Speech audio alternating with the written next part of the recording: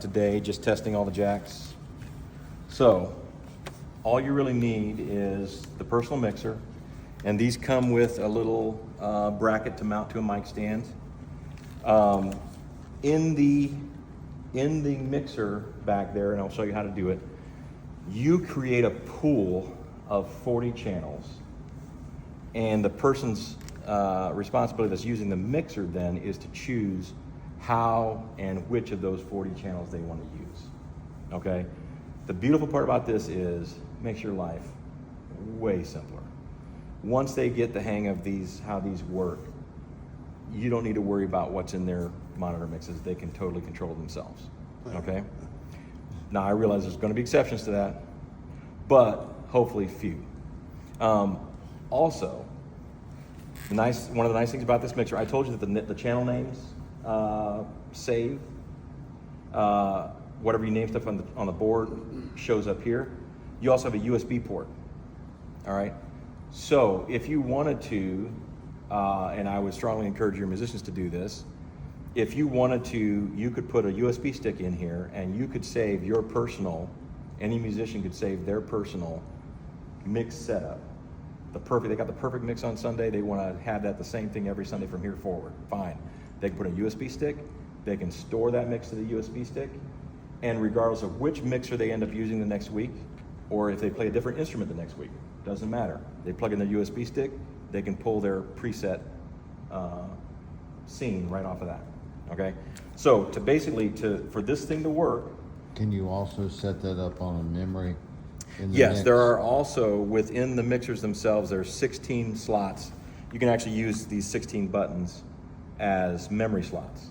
So you can store it internally on the mixer as well.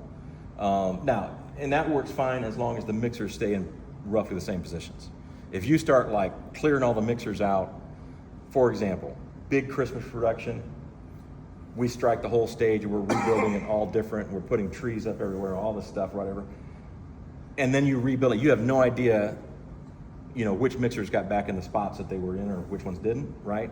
I would highly encourage your people to save a USB stick, even if they don't think they need it. Just because if for some reason the next Sunday they got on a mixer that was different, they could. But if there's a one by the drums that is always by the drums, then sure, the 4 or 5 guys that play drums, they could just have their presets stored in 1 through 5, and that would be fine, right?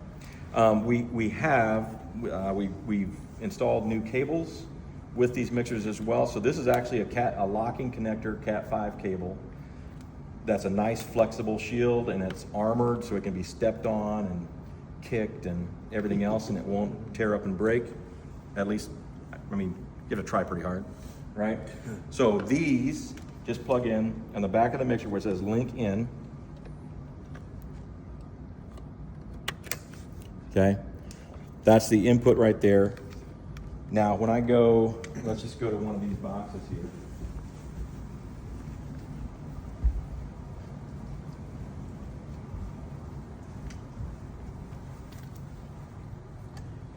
All right, so I've got monitor 10 right here.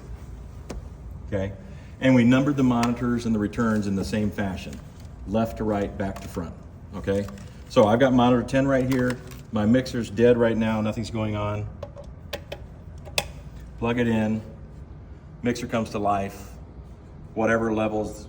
I was testing things earlier so you can see I had the first 2 channels turned up, and you can see that the names that are on the board are translating to this, right? So this is a great piece of equipment. They sound great. The headphone amplifiers in them are really good, all right? They also have a built-in microphone. So if you've got musicians talking to each other on stage and they're constantly pulling out their ears or pulling off their headphones to talk to each other, they can literally just turn up the microphone and leave their headphones on and hear each other talking if they want to. That's a little microphone that's on the mixer. All right. Now also, you're off key there. We tend to do that a lot. Now you've also got something that kind of has something to do with mixing or with the monitoring.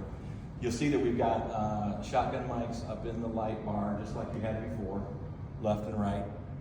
Those are for the benefit of the streaming mix, so that they can get more of the room sound into the stream. But as a secret weapon for people in their monitors.